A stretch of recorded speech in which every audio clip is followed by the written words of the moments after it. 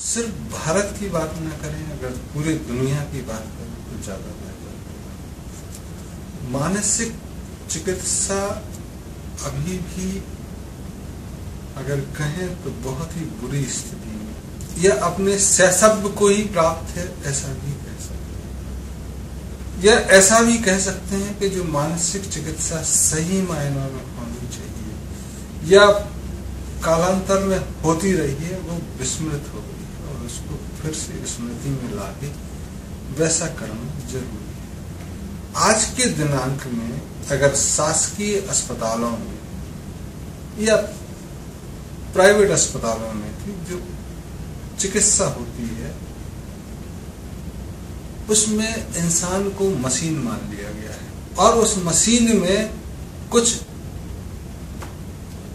Electrode या कुछ sensor खराब हो गए हैं, उनको इग्नाइट करने के लिए, उनको सबसाइड करने के लिए, स्टिमुलेट करने के लिए या सप्रेस करने के लिए ड्रग्स दिए जाते हैं। अगर बहुत एक्सट्रीम कंडीशन हो गई तो शॉक दे दो, तो इलेक्ट्रिक करंट के द्वारा वो डिस्प्लेस हो जाएंगे। फिर जब आदमी की याददाश्त या वो जो स्टिमुलेंट्स हैं जिसके कारण उसको दिक्कत होती है वो सप्रेस्ड रहेंगे तो आदमी है। कुछ ऐसे प्रयोग भी हुए जो स्पेन में सांडों की दौड़ में होते हैं। सांड दौड़ता हुआ आ रहा है और एक बटन दबाया और वो पूंछ हिलाने लगा। उन्होंने एक इलेक्ट्रोड लगा दिया और उसमें करंट देते थे तो उसको सिग्नल आता है कि नहीं, लड़ना नहीं है, पूंछ हिलाना है, तो अपने विरोधी के सामने पूंछ हिलाने लगा। इस तरह के कुछ प्रयोग हुए। उसका मानव पे प्रयोग किया कि भाई कुछ इलेक्ट्रोड ही खराब होंगे, कुछ करंट देंगे तो ये ठीक फील करने लगेगा। ऐसे ध्वनि भी पैदा की जा सकती है कि वो ठीक करने लगे। और ऐसी भी चीजें इसके कोरोलरी तैयार की गई हैं जो प्रकाश में नहीं है कि उसको खराब कैसे किया जाए। एक पूरी की पूरी मानव जाति को या आधी के आधे किसी देश को कैसे पागल किया जाए, इसकी भी विधियां, जो कई तो पेटेंट हैं और सिर्फ आर्मी यूज के लिए हैं कुछ देशों के पास, और कुछ प्रयोग चल रहे हैं। तो पागल बनाने की पूरी प्रक्रिया है, उसके बारे में सोचना ज्यादा जरूरी है। इतने तेज ध्वनि में गाने चल रहे हैं कि आप सुनने वाला पागल हो ना हो, लेकिन रेडियो जॉकी या डिस्को जॉकी तो पागल हो ही सकता। इतने पागलों की संख्या बढ़ गई है कि पागल ठीक हो ना हो लेकिन डॉक्टर पागल हो जाए इसकी पूरी संभावना है। और पागलों पे जो इलाज चल रहा है वो पागलों पे ही परीक्षण करके चल रहा है। वो चाहे फ्राइड के द्वारा निर्धारित हो या जुंग के द्वारा प्रतिपादित हो, सारी की सारी थ्योरी फ्राइड और जुंग पे आधारित है जो चल रही है। तो साइकोलॉजिकल लेवल कहाँ फिजियोलॉजिकल चेंजेस में परिवर्तित होता है, उसकी थोड़ी बहुत रूपरेखा वहां पे आती है। तो थोड़ा बहुत साइकोलॉजिकल करते हैं और उसके बाद सीधे सीधे फिजियोलॉजी में उतर आते। परिवर्तन फिजियोलॉजी के कारण साइकोलॉजी में हुए या साइकोलॉजी के कारण फिजियोलॉजी में आए, इस पर ज्यादा चर्चा है। और इस पर तो बिल्कुल भी नहीं है कि साइको फिजियोलॉजी कहाँ पे इंटरकनेक्ट होती है और पागल क्यों होते हैं, इस पर भी कोई चर्चा नहीं। हो गए तो इलाज कर। तो पहले तो ये सोचने की जरूरत है कि पागल होते क्यों। कहीं ऐसा तो नहीं है कि उनको अपने उद्गार को अभिव्यक्त करने की जगह ही नहीं छोड़ी है आपने। जहां जाओ वहां पे लोग सुनाने को तैयार है, कोई सुनने को तैयार नहीं। सब भाषण देने को तैयार है, कोई भाषण सुनने को तैयार है। और जो सुन सकते हैं उनको आपने दरकिनार कर दिया।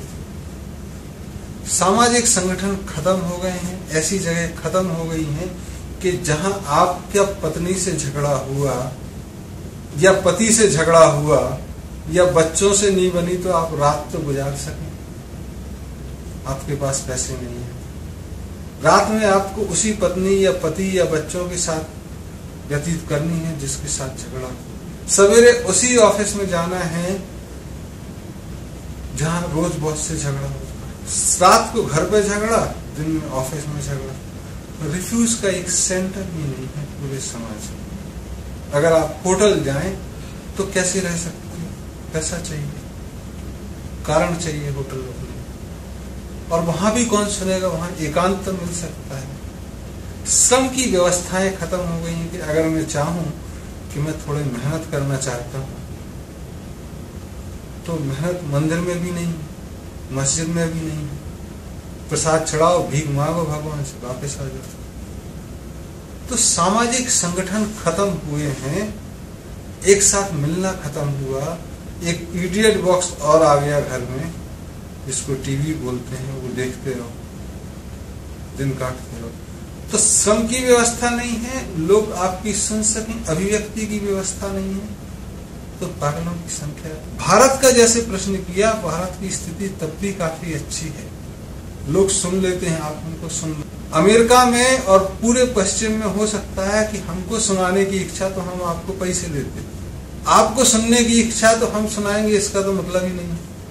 फीस दो, 15 मिनट सुनो, ट्रेनिंग सेशन आएगा तब एनरोल कर लो, 6 महीने बाद आ जाना, सुनाएंगे तुम्हें आधा घंटा, या टेप ले जाओ, सुनते रहो। तो जो जीवंत सुनने की और सुनाने की प्रक्रिया थी वो खत्म हो गई है। ऐसा अभिलप्सा से हुआ, प्रचार प्रसार से हुआ, या तथाकथित विकास से। इसमें ना पढ़ते हुए अगर हम देखें कि आज स्थिति करनी है ठीक, तो क्या करना, तो एक ही बार बार चीज उभर के आती है कि हमें सामाजिक संगठन खड़े करने। जहां एक रात को अगर एक व्यक्ति चाहे कि हम रुकें, तो उसकी पत्नी ये शंका ना करे कि ये रंडी खाने में रहा होगा, 4 लोग गवाही देने वाले रहे, वहां वो अपनी व्यथा कर सके, सुना सके, उसको कन्फेशन बॉक्स में जाने की जरूरत ना पड़े, जिसमें कई बार पादरी नहीं भी मिलते। वहां लोग रहें जो उनकी बात पूरे कंपैशन के साथ, दया के साथ सुने। और पत्नी भी जाना चाहे तो लोग शंका ना करें कि ये रात भर मंदिर में क्यों रही, क्योंकि और स्त्रियां वहां हैं, बुजुर्ग भी रह सकें, चाहे मस्जिद हो, मंदिर हो, गुरुद्वारा हो। ऐसी व्यवस्थाएं हम खत्म कर चुके हैं। आज भूख है, हमको खाना नहीं मिल रहा है, तो ऐसी व्यवस्था तो बिल्कुल ही खत्म हो गई है। चाहे सरकार फूड सिक्योरिटी लाए, कुछ लाए, खाना तो बनाना पड़ता है ना उसमें। और पत्नी से झगड़ा है या पति से झगड़ा है, खाना बनेगा नहीं घर में, ऑफिस में कैंटीन है नहीं, भीख मिलती नहीं। तो एक जो रिफ्यूज था, एक जो सोलेस था, एक कंपैशन की जगह थी, वो हम खत्म की। तो भारत में जितने पागलों की संख्या, उससे 3 गुनी का अनुपात पश्चिम में है, क्योंकि वहां एक दूसरे से सुनने वाले और भी नहीं। यहाँ अब भी कुछ चीजें बची हुई हैं जिसको लोग ढूंढ नहीं पाते, लेकिन वही शायद विरासत हो जो हमको मिली। तो जाहिर है हमको चीजें ठीक करनी है, लेकिन शरीर को मशीन समझने वाली जो चिकित्सा विद्या है उससे ऊपर उठना होगा। पागल जितने होते हैं उनको ऐसा नहीं कि दिमाग नहीं होता, उनको दिमाग होता है, और हो सकता है कि सामान्य आदमी से ज्यादा होता है, लेकिन कई बार वो चक्र में फंसते हैं, उससे निकल नहीं पाते। तो ऐसे स्थान होंगे जहां वो अपनी बात कह सकें, जहां बुजुर्ग लोग जो शारीरिक रूप से कमजोर हो गए, जिनमें अनुभव की प्रचुरता है, वो उनकी बात सुन सकें, उनको अपने जीवन अनुभव बता सकें कि देखो ऐसी परेशानी में मैंने ऐसा किया। हंसी के लिए बताते हैं कि एक सज्जन गए कि दादाजी बकरी को उल्टी उल्टी आ रही है, क्या करें? तो दादाजी ने कहा ऐसी स्थिति मेरी बकरी की भी हुई थी 15 साल पहले, मैंने तो उसको अकौवा का दूध पिलाया था। और वो सज्जन दौड़ के गए और दूसरे दिन लड़ते हुए आ गए। तो दादाजी ऐसा क्या बताया, बकरी तो मर गई। तो बोले बेटा मेरी कौन सी बची थी, तुम पूरी बात तो सुनते।